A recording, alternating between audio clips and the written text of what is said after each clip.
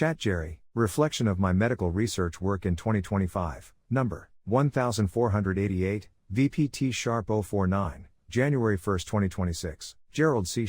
EclaireMD Foundation. Category, General Information, 2025 Reflection. In 2025, I wrote 292 medical research papers. That number often catches people's attention. But the number itself is not the point. What matters is why it happened, how it happened, and what it taught me. Of those 292 papers, 110 were written before my stroke on June 21, and 182 were written after it. That simple split and quantitative comparison already explain much of the story. Before my medical research years, I did not write research papers. I wrote executive reports, shareholder letters, technical documents, and speeches. Those required clarity and discipline, but they were not medical research. My first real medical paper, completed in 2017, took me an entire year. At that time, everything was unfamiliar. I had to learn disease mechanisms from first principles, step by step, and translate them into something I could truly understand. After that first paper, patterns slowly began to form. Writing became easier not because I rushed, but because the structure was already there. Each new paper built on earlier understanding instead of starting from zero. Even so,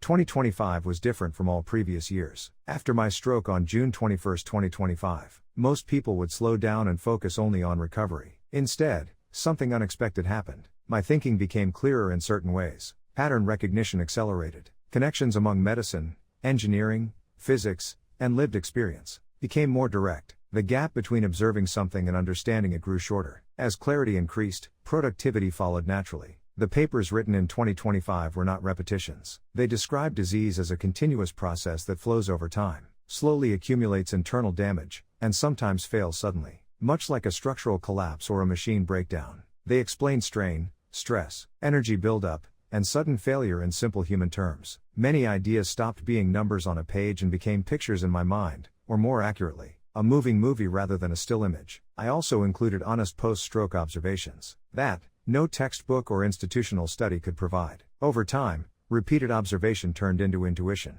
I did not need to calculate everything consciously. Patterns revealed themselves quickly, much like recognizing a familiar face. In simple terms, 2025 was not noise, meaning scattered or random work. It was resonance, a year when many ideas prepared over a long time came together, reinforced each other, and moved in the same direction. There is something unusual about the timing. Most people do their most intense intellectual work early in life. Mine came at age 78 and 79, after serious illness and survival. Earlier motivations such as fame, status, or wealth had faded. What remained was a clear purpose, helping others understand their health, avoid unnecessary suffering, and live longer, healthier lives. That shift matters. It shows that brain power and insight can continue to grow, even as the body weakens. It shows that careful self-observation over time can reveal truths that short studies and statistical averages often miss. It also shows that crisis does not always slow meaningful work. Sometimes it accelerates it, as I experienced through my cognitive improvement. After my stroke in mid-2025, I did not simply write 292 papers. I condensed decades of learning into a single year. In simple physics terms, 2025 was a phase change. The stroke forced my mind out of a stable routine and into a new state. Some abilities weakened, others adapted and strengthened.